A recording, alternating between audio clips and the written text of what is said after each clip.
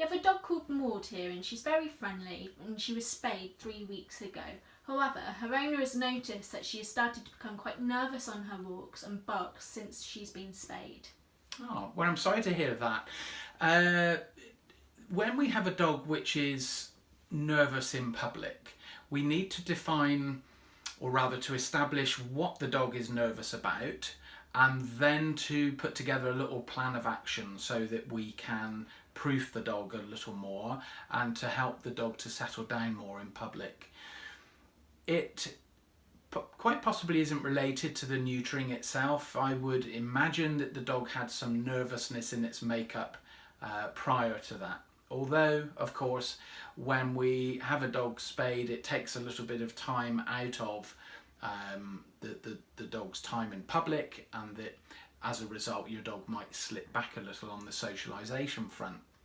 So I would really think about the areas that are stressing your dog. Let's take, for example, because you don't say exactly what's stressing your dog, but I'm going to make some assumptions for you. I'm going to assume, or we can take an example, that the dog is barking at traffic or maybe people as they pass by. So because most dogs are actually motivated by food, I'm going to suggest that you find some high value food. Something like little strips of chicken are often work well, because a dog is not usually fed fresh cooked chicken, but also it's pretty good for you to hold as well, and it's definitely within the realms of being high value food.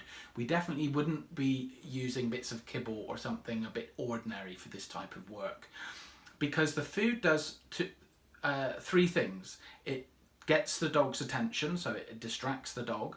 It helps keep your dog's attention as something passes you by, and it can also reward the dog for desirable behaviour.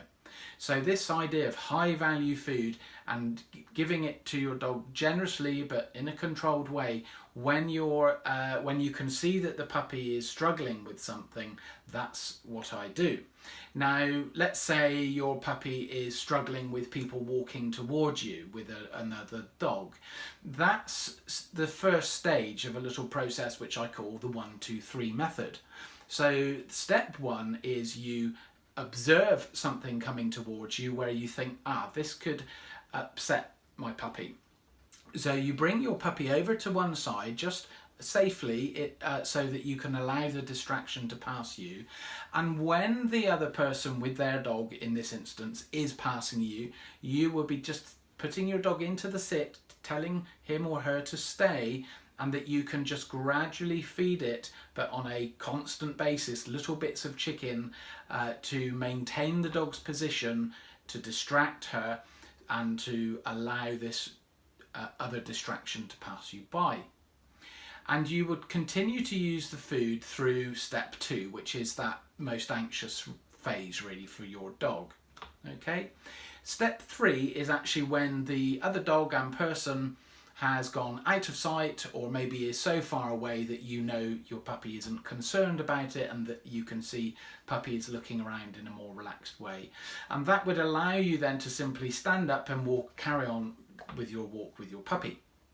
And that's a really effective, it's such a simple little method, but I use this with so many different dogs in cases of all ages and all severities of behaviour, because we can adapt that basic 1, 2, 3 method to suit virtually any situation.